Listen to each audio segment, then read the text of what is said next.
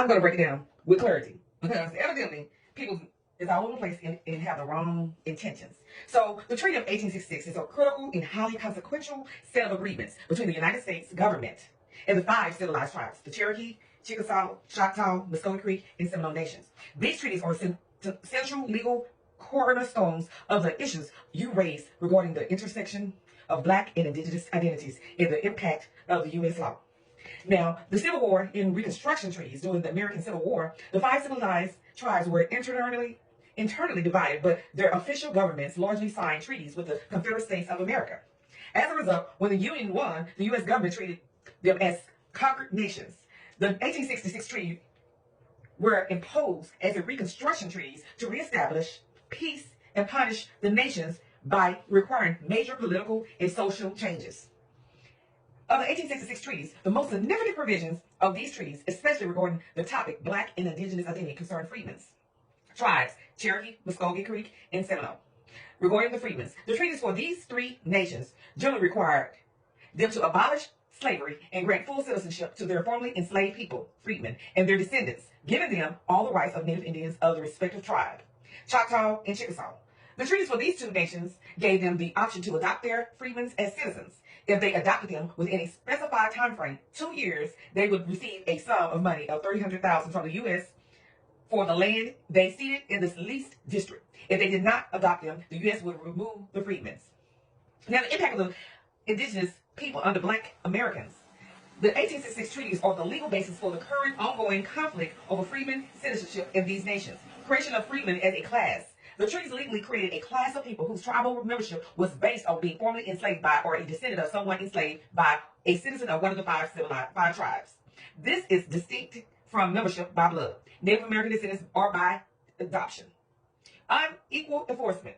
Cherokee Nation, after decades of conflict, a 2017 federal court ruling affirmed that the Cherokee freedmen and their descendants have a right to full citizenship based on the 1866 treaty. Other tribes, the descendants of Cherokee, Choctaw, and Muscogee Creek freedmen are still often denied full equal citizenship rights by their respective nations who interpret the 1866 treaty differently, particularly the conditional nature of the Choctaw and Chickasaw treaty.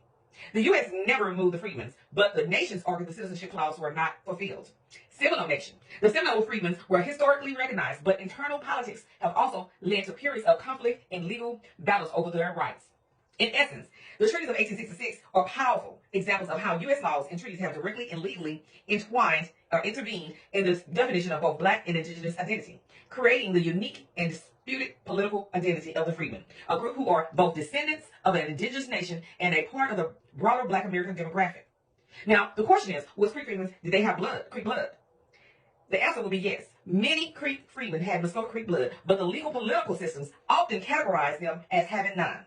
This distinction between genetic reality and legal political classification is central to the ongoing citizenship struggles of the Creek freedmen, also known as Muscogee freedmen.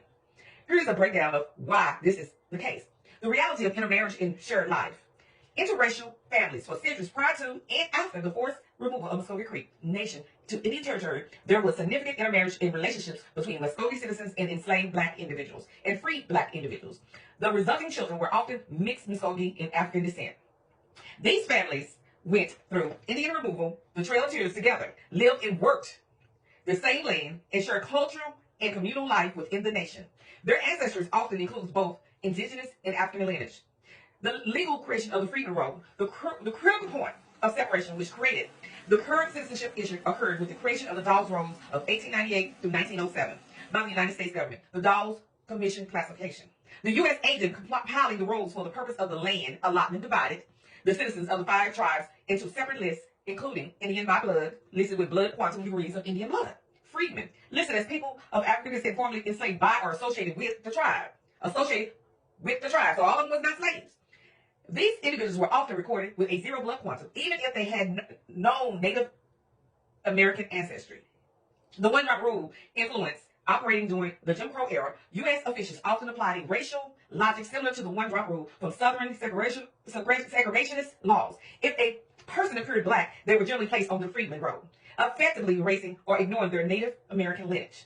For the purpose of the federal record, one-drop rule was abolished by the Supreme Court decision. It ended in 1966. 1967, exactly June 12, 1967, by the U.S. Supreme Court landmark ruling in Loving versus Virginia. It was abolished. It was abolished. But the impact of the one-drop rule, since the one-drop rule was a central mechanism in the Virginia Racial Integrity Act of 1924 and similar laws in other states, used to define who was black and thus prohibited from marrying a white person. And the Supreme Court ruling validated the entire racial classification scheme behind it. The principle that single drop of African ancestry was through a legally classified someone as a non-white could no longer be enforced. The modern citizenship struggle. The consequences of the separation became political in the 20th century. 1979, Muskogee Creek Constitution. The Muskogee Creek Nation adopted a new constitution that limited citizenships to only those who could prove from a person listed as Muskogee Creek Indian by blood on the Dawes Road.